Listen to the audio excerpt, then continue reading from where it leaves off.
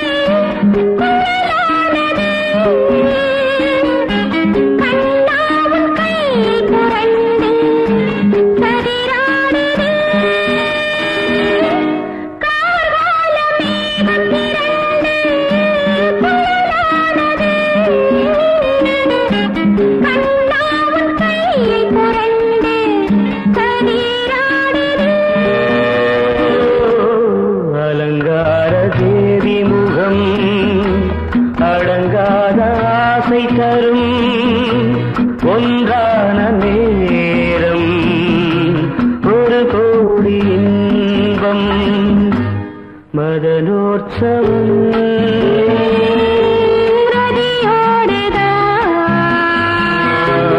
ரதி தேவியோ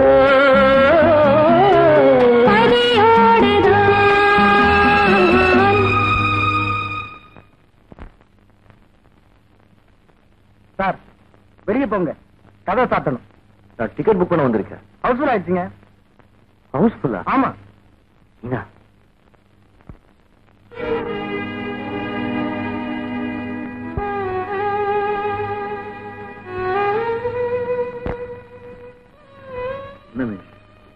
Asia பக்கத்துல வந்தா இருந்து வந்துட்டேன். என்னடா கல்யாணம் இவ்வளவு நாள் ஆச்சு, இன்னும் ஒண்ணுமே காணும். ஃப்ரெண்ட்ஸுங்களை கேலி பண்றாங்க. ஆமா, கட்டினவளுக்கு ஒரு கட்டில வாங்கி போட வசதி இல்ல. இந்த லட்சணத்துல குழந்தை ஒண்ணுதான் குறைச்ச. இத பாருங்க, உங்க ஃப்ரெண்டு சொன்ன மாதிரி என்னைக்கு நீங்க பிழைக்கிற வழியை தேடிக்கிறீங்களோ அன்னைக்குதான் இந்த ஆத்துல குழந்தையே தவழும்.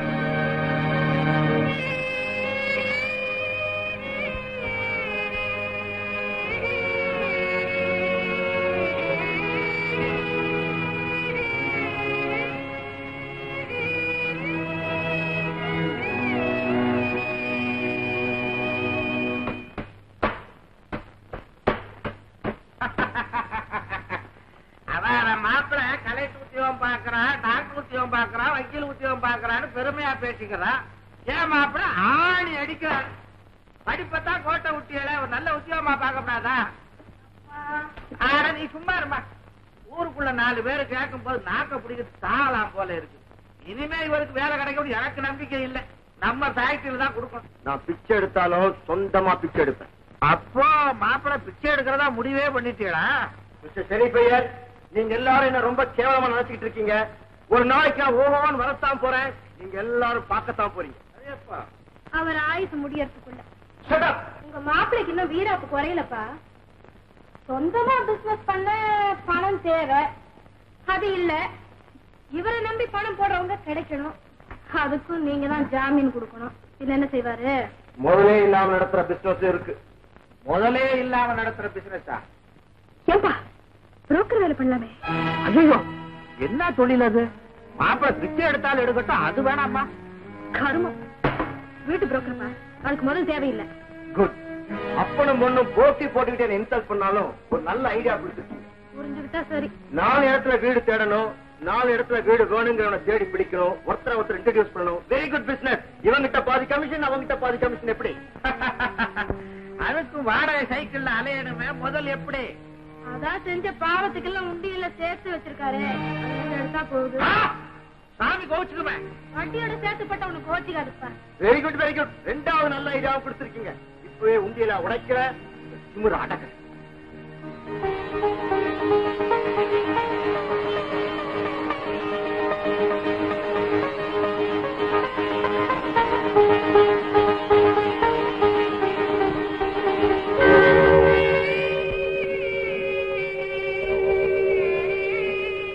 நமஸ்காரம் பண்றேன். ஆசீர்வாதம் பண்ணிட்டு இருக்கேன். அப்பா பரவாயில்லப்பா, மாப்பிள்ள தேடிட்டு வருவோம் இருக்கு. அவசரப்பட்டு ஒரு முடிவுக்கு வராத. மாப்பிள்ள வீடு தேட போறாரா வேற யாரையும் தேட போறாரான்னு ஃபாலோ பண்ணிட்டு வர்றேன். இரு.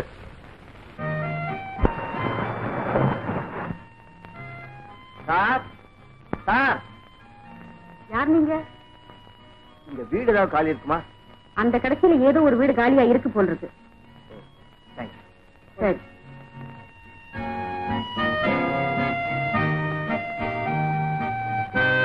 கொஞ்சம் வரீங்களா? இங்க வீடு ஏதாவது காலியா இருக்குமா? இல்ல, பக்கத்து தெருவுல பாருங்க. அப்படியா?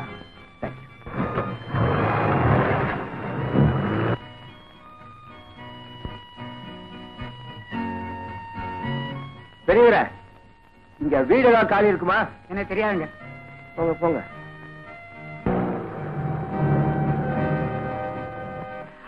ஆக மொத்தத்துல வேலை தேடி போனதுல மாப்பிள்ளைக்கு செலவு 5, எனக்கு செலவு 50. அது என்ன, அவருக்கு 5 உங்களுக்கு 50? அவர் சைக்கிள், நான் காரு, பெட்ரோலு.